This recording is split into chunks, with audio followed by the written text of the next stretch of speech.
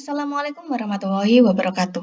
Pada pertemuan analisis dan visualisasi data, pagi hari ini kita akan membahas tentang membandingkan kelompok data. Ada 4 bahasan yang akan kita bahas, yaitu yang pertama tentang konsep membandingkan kelompok data, yang kedua tentang membuat box plot, yang ketiga density plot, yang keempat adalah menghitung rata-rata standar deviasi dan koefisien keragaman di R. Nah, ada kalanya di dalam statistika deskriptif, kita itu ingin membandingkan kelompok data. Nah, bagaimanakah kita bisa membandingkan beberapa kelompok data ini? Apakah ukuran yang digunakan untuk membandingkan kelompok data? Kita akan membahasnya pada materi pagi hari ini.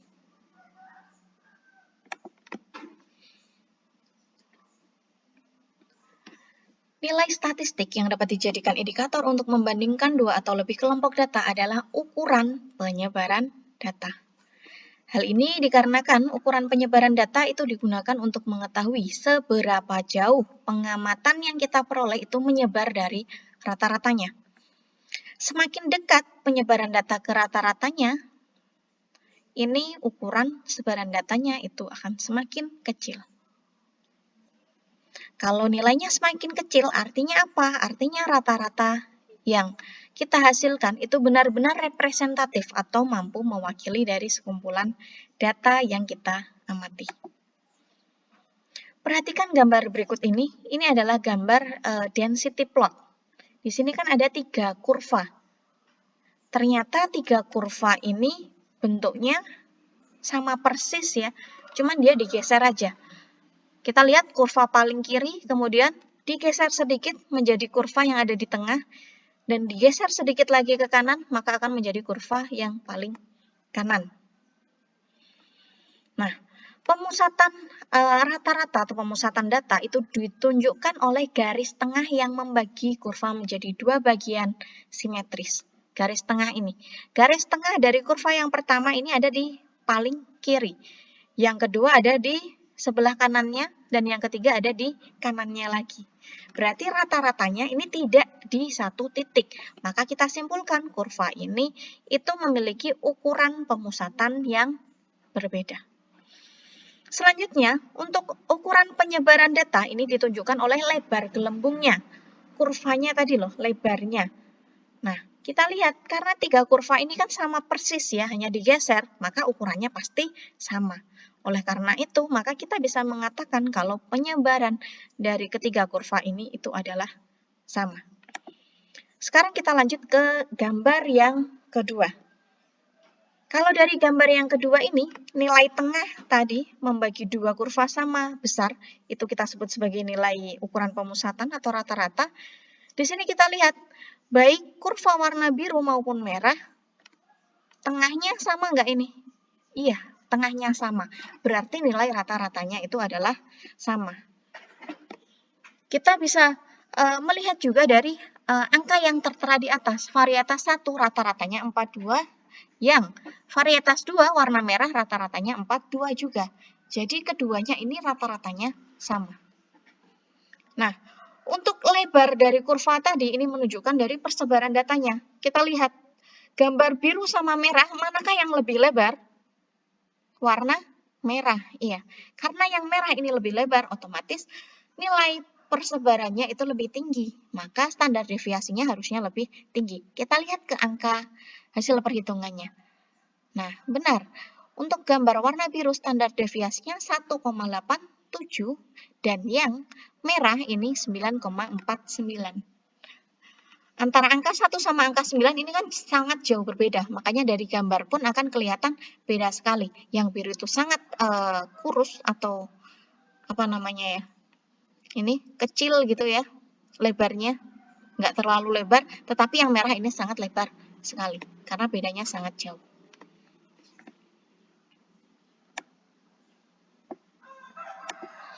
Nah, misalnya ada 2 kumpulan data, kelompok 1, ini angkanya adalah 2, 2, 6, 6, dan 6. Rata-ratanya 4,4, keragamannya 4,8. Untuk kelompok 2, ini angkanya adalah 1, 1, 1, 4, dan 15.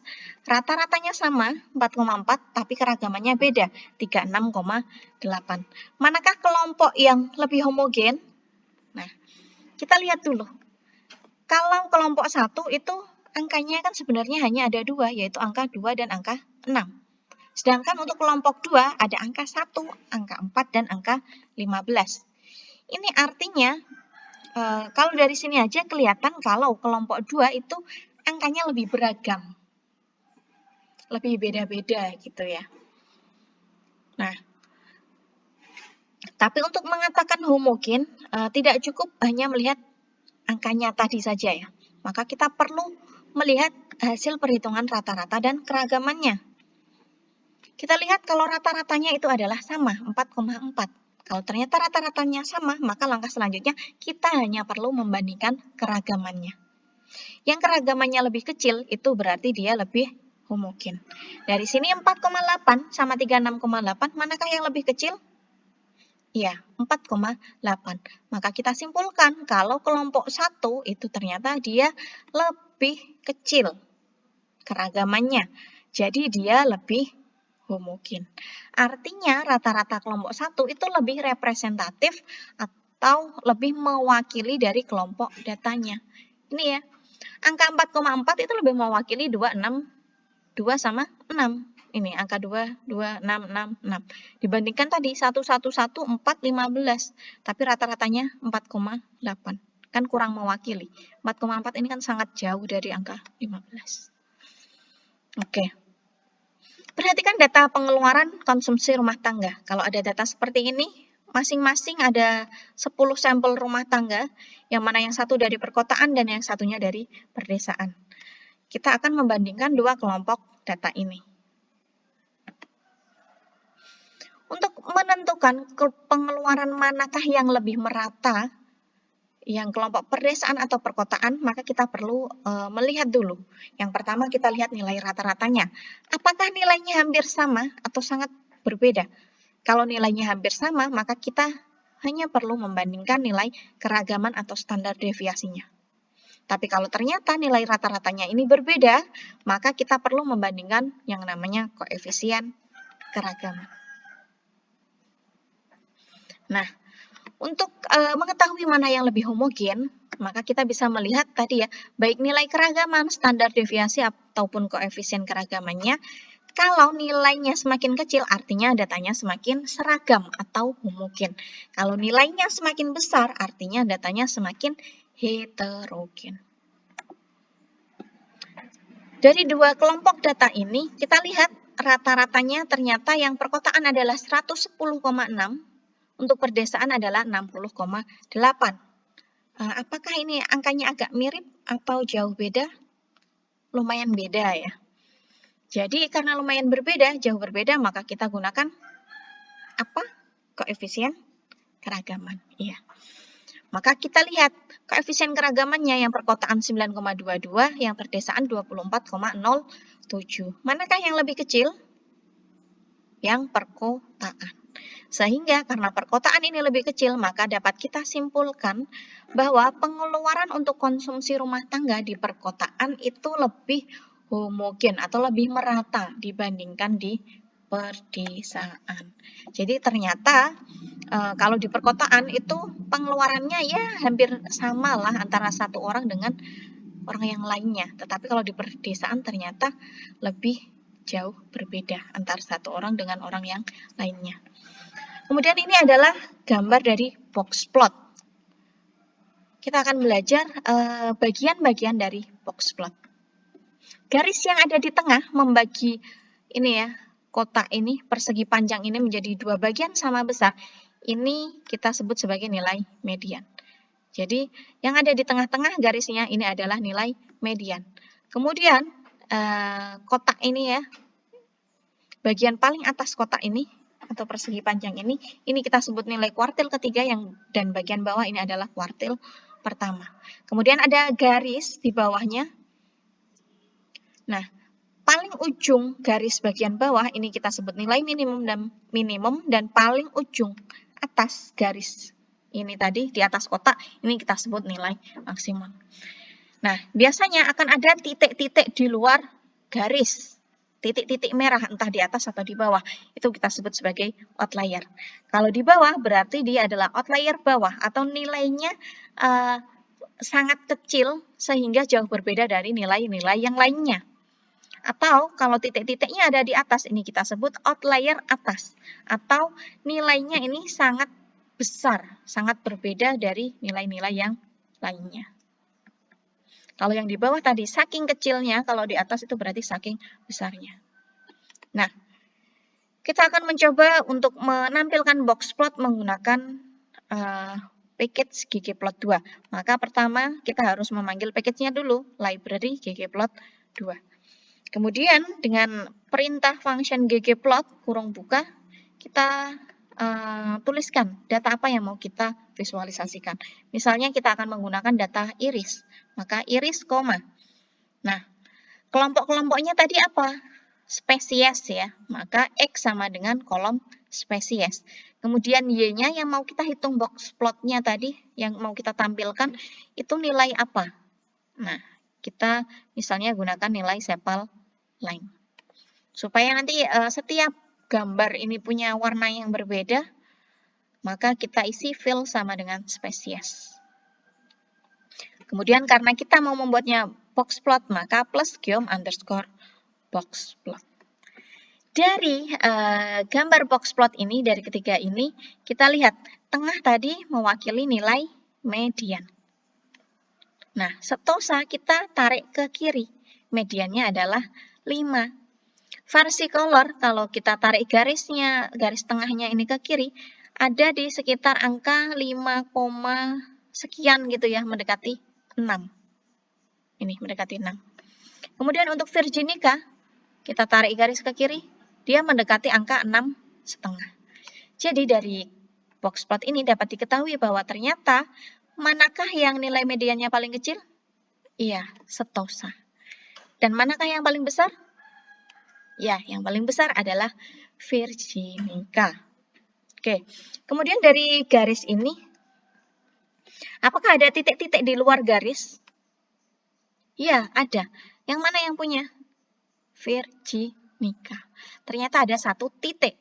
Titiknya ada di bawah. Berarti namanya apa tadi? Outlier bawah. Sehingga dapat kita simpulkan bahwa dari setosa, Virginica, dan versicolor ternyata Virginica punya satu data outlier, sedangkan versicolor dan setosa tidak punya data outlier. Kemudian dari kotaknya ini, kotaknya kan dibagi dua dengan garis yang ada di tengah. Manakah yang dibagi dua sama rata, yang simetris kotaknya? Yang simetris adalah setosa. Jadi dapat disimpulkan kalau setosa itu kemungkinannya dia lebih simetris dibandingkan versicolor dan Virginica. Ini dari visualnya ya. Kemudian dari garisnya juga, selain kotak tengah, juga garis atas dan garis bawah. Kalau kotak tengahnya itu simetris, kemudian garis atas, garis bawahnya simetris, maka kita simpulkan datanya adalah simetris. Nah, untuk versicolor sama Virginica ini jelas kalau mereka nggak simetris ya. Tadi kotaknya aja udah nggak simetris. Garis yang bawah sama atasnya ini juga di Virginica kurang nggak simetris ya. Kalau versicolor ini lumayan, garis di bawah sama atasnya ini lumayan hampir sama. Di setosa pun ini di atasnya agak sedikit lebih panjang. Tapi secara keseluruhan kita simpulkan kalau yang lebih simetris itu adalah yang setosa. Distribusi datanya itu lebih simetris. Sekarang kita lihat dari density plot. Density plot itu seperti yang pembahasan di awal tadi ya, untuk melihat kurva tadi. Tengah-tengah dari kurva itu menunjukkan nilai median. Kemudian lebarnya kurva tadi menunjukkan dari persebaran datanya. Karena tadi kita sudah memanggil library ggplot2, maka kita tinggal tuliskan fungsinya aja, ggplot, datanya iris, X-nya adalah sepal length, kita kasih warna berdasarkan spesies, fill-nya spesies. Kemudian karena density plot, maka plus geom underscore density. Alfa sama dengan 0,5. Ini kita gunakan supaya gambarnya itu agak transparan. Supaya kelihatan antara kurva 1 itu sampai mana, kurva 2 sampai mana, dan kurva 3 sampai mana. Dari ketiga kurva ini, apakah tengahnya di satu titik? Tidak. Berarti ini rata-ratanya ketiganya berbeda. Manakah yang nilai tengahnya ini paling rendah? Yang paling rendah adalah setosa. Kita tarik garis ke bawah. Kurang lebih ada di angka 5. Kalau versicolor, ini ya, puncaknya kita tarik ke bawah, ada di angka 5,5 lebih, tapi nggak sampai 6. Ini ya, hampir mendekati 6. Kemudian yang Virginica, ini puncaknya kita tarik ke bawah. Ini kurang lebih ada di sekitar angka 6,5. Ini 6, ini 7, tengah-tengahnya berarti kan 6,5. Jadi, nilai tengahnya itu yang paling kecil adalah setosa, kemudian versicolor, lalu Virginica. Ini sama dengan hasil visualisasi dengan box plot tadi ya. Nah, dari lebar kurva ini kita lihat manakah yang paling lebarnya itu paling sempit. Nah, itu ada di setosa. Berarti setosa ini kurang lebih penyebarannya lebih kecil dibandingkan yang lainnya. Selanjutnya mana lagi? Versicolor dulu ya. Baru kemudian Virginica. Karena Virginica ini kalau kita tarik garis ke bawah sampai sini, ini ya, berarti Virginica itu yang paling lebar di antara yang lainnya. Jadi penyebaran yang paling tinggi ada di Virginica. Oke. Selanjutnya, ini adalah kode program untuk menghitung rata-rata standar deviasi dan koefisien keragaman. Kalau tadi dari visualnya saja, sekarang kita lihat dari hasil angkanya. Sesuai nggak sama visualnya tadi? Oke. Maka kita gunakan library dplyr.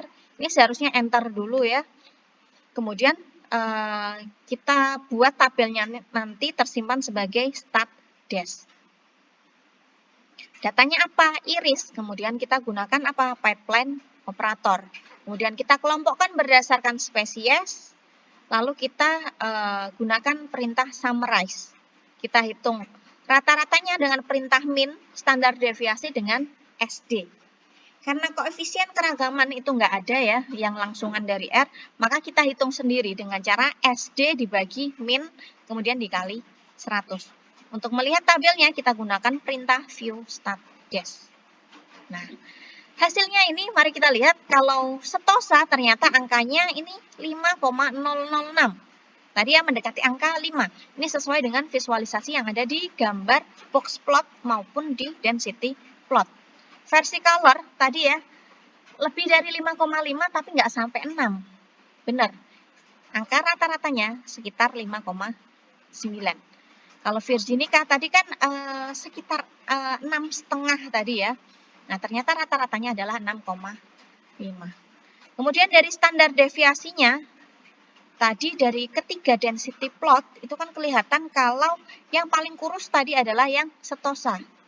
Di sini sesuai. Standar deviasi yang paling kecil adalah milik spesies setosa.